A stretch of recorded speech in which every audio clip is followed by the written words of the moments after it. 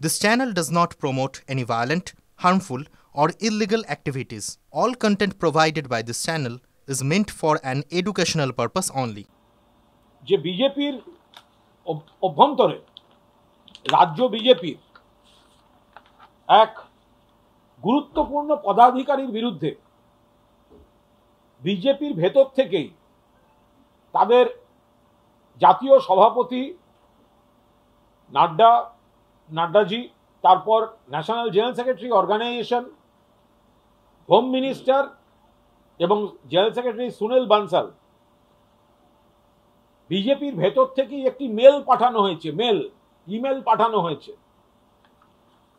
তাতে বলা হয়েছে যে 2023 থেকে মারাত্মক অভিযোগ, 2023 থেকে 2025 মাত্র এই অল্প সময়টার মধ্যে বিজেপির এক গুরুত্বপূর্ণ নেতা পদাধিকারী, যিনি বিভিন্ন লোকের পদ দেয়া, টিকিট দেওয়ার সঙ্গে যুক্ত থাকেন, তিনি তার ঘনিষ্ঠ আত্মীয়দের নামে এই বিপুল সম্পত্তি তৈরি করেছেন।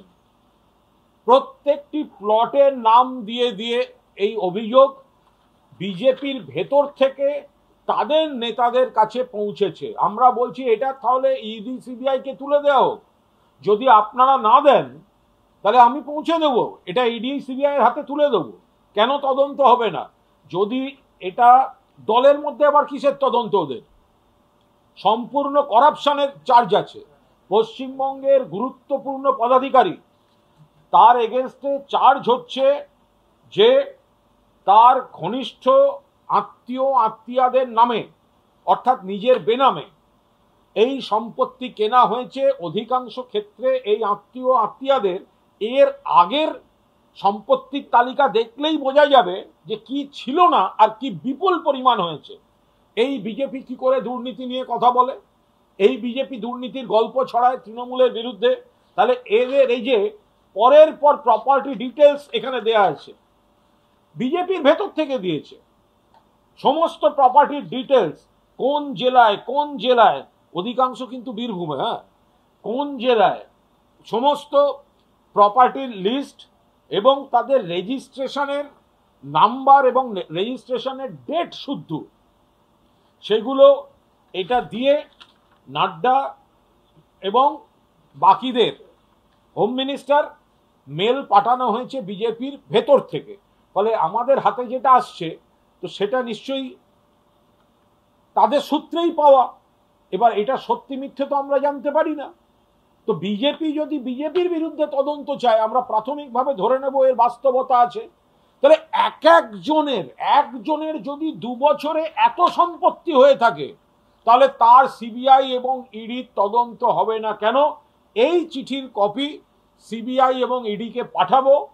বিজেপির মধ্যে এই চিঠি চলছে, এটা পৌঁছেছে ন্যাশনাল প্রেসিডেন্টের কাছে, ন্যাশনাল জেনারেল সেক্রেটারির কাছে, অমিত শাহজির কাছে, সুনীল বানসালের কাছে।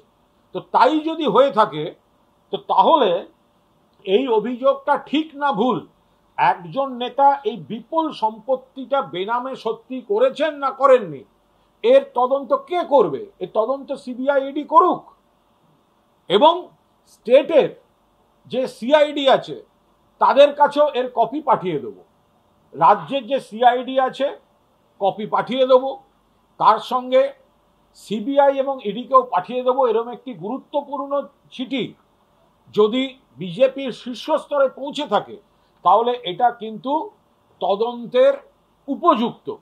ফলে রাজ্য বিজেপির যে নেতা, তার বিরুদ্ধে অভিযোগ যে এই বিপুল সম্পত্তি বেনামে তিনি তার ঘনিষ্ঠ আত্মীয়দের প্রত্যেকের নাম, প্রত্যেকের সম্পত্তির লিস্ট, এরিয়া, জমির মাপ, ফ্ল্যাটের মাপ সমস্ত নিখুঁতভাবে এই অভিযোগকারী দিয়েছেন।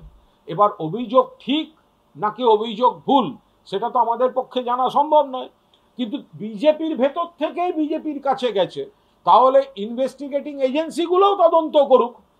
আমরা জানতে চাইনি, বিজেপির মধ্যে মেলটা চালাচালি হচ্ছে, এটা বিজেপির অভ্যন্তরীণ মেল, সেইটা কোনোভাবে আমাদের হাতে এসছে, সেইটা আসার পর তার থেকে এই ভয়ঙ্কর তথ্যগুলো উঠে আসছে।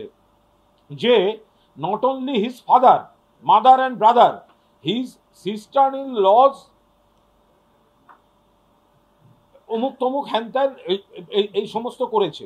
এবার এবার এবার সেখানে বলা হচ্ছে বিজেপির মধ্যে কত রকম দুর্নীতি আছে, চিঠিটা বলছে। তা আমার মনে হয় পুলিশকে আগে যে মেলটা পাঠিয়েছে তাকে ডেকে জিজ্ঞাসা করলে সমস্তটা পাওয়া যাবে। আর সাংগঠনিক পরিকাঠামো ভাঙিয়ে টাকা নেওয়া হয়েছে তার সমস্ত বর্ণনা রয়েছে। পদ বিক্রি করে সাংগঠনিক পরিকাঠামো, it has been alleged that for every 100 fake booths created অমুক অমুক অমুক, তার পেছনে এত করে 20 লাখ টাকা করে তোলা হয়েছে, এই হয়েছে তাই হয়েছে, এই টাকাগুলো ট্রান্সফার হয়েছে আত্মীয়দের নামে সম্পত্তি কিনতে।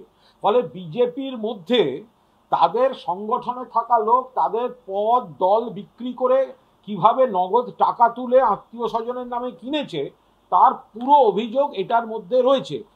কে অভিযোগ করছে? বিজেপিরই লোক।